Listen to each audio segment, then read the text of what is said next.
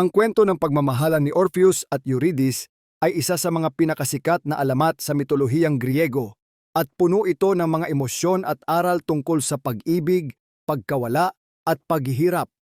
Si Orpheus ay isang tanyag na musikero at makata sa mitolohiyang Griego at kilala siya sa kanyang napakahusay na talento sa pagtugtog ng lyre, isang uri ng instrumentong may mga kwerdas.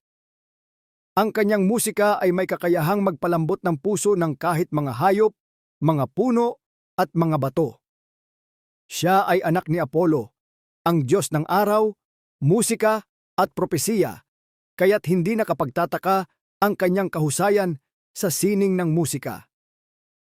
Isang araw, habang naglalakad sa kagubatan, nakatagpo si Orpheus ng isang magandang nymph na tinatawag na Eurydice. Agad silang nagkainit ng loob at nagmahalan ng tapat.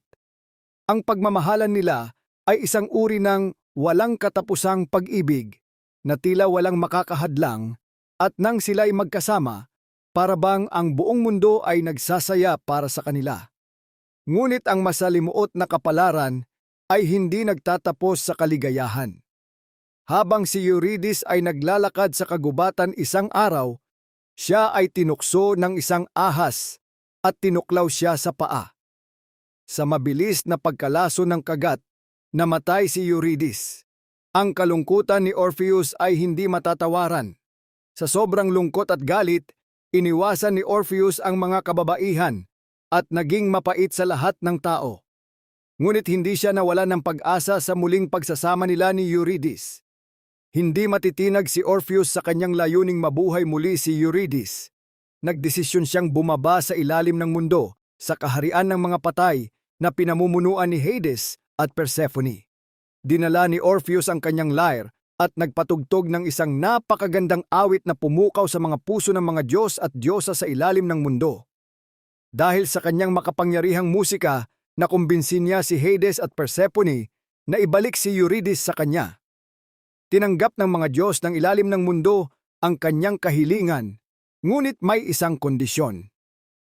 Kailangan niyang akayin si Eurydice pabalik sa mundo ng mga buhay nang hindi siya lilingon upang tingnan siya habang sila'y umaakyat. Kung lilingon siya, mananatili si Eurydice sa ilalim ng mundo magpakailanman. Habang umaakyat sila, nalaman ni Orpheus ang malapit nang magtapos ang kanilang paglalakbay. Tinutukso siya ng kanyang puso at kaisipan at hindi nakayanan ang pagnanasa niyang makita muli ang kanyang minamahal. Sa isang sandali ng pagkatalo, nilingon niya si Eurydice. Sa sandaling iyon, si Eurydice ay muling nahulog sa ilalim ng mundo at nawala magpakailanman. Hindi na muling nakita ni Orpheus si Eurydice at siya'y naglakbay ng mag-isa, puno ng pagsisisi at kalungkutan. Habang si Orpheus ay patuloy na naglalakad sa mga kabundukan at kagubatan, ang kanyang musika ay naging mapait at puno ng lungkot. Siya ay hindi nakatagpo ng kaligayahan at nabuhay ng mag-isa. May mga bersyon ng kwento na nagsasabing siya'y pinatay ng isang pangkat ng mga Maenads, mga tagasunod ni Dionysus, matapos nilang hindi maintindihan ang kanyang di mabilang na kalungkutan at ang pag-iwas ni Orpheus sa kanilang mga alok ng kasiyahan. Dahil dito, si Orpheus ay pumanaw at ang kanyang kaluluwa ay muling nagsanib kay Eurydice sa ilalim ng mundo.